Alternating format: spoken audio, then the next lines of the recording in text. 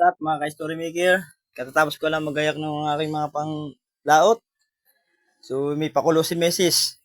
So nag-akit naman nga ng target dito niya nakaharap kahapon.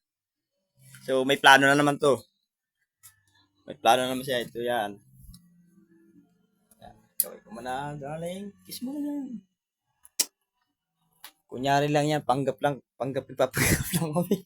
So yan, nakagayak na, nakikita niyo guys. Yan. Yan ang ginayak niya ngayon. Okay na to, han? Yung pinaka-birthday niya daw niya sa akin. Si videos. Okay na to. Sa isang banda guys, nagagawa rin siya ng page niya. Oh. Yan. Pakipollow nyo na rin siya. Oh. Mga kaibigan, mga pangkin. So ito, uupo na ako. At baka maudlot pa. Si Taratita TV. Yan. So, unang tagay. O, ano gagawin ko dito?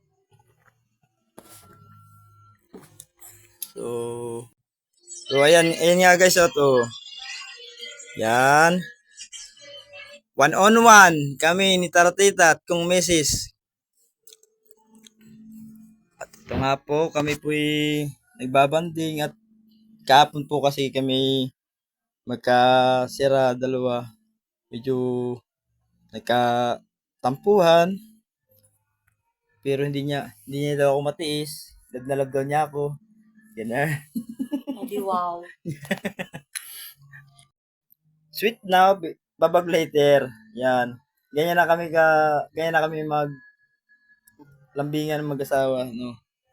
So, pagkatapos naman ito, kami naman kakain na ulit kasi tutulog na. Yan, nakikita niyo mga pangkin. May pinaplano siyang masama pero hindi niya kayang tuksoy. Hindi ako marupok. Yan. So shout out sa mga kaibigan ko diyan, yung mga Panginsam, Pangin Kevin yan. Lalo sa mga tropang CPG. Paki-supportahan to mga kaibigan at thank you. Sinusuportahan niyo pa rin ako kahit sa isang banday boring. Yan.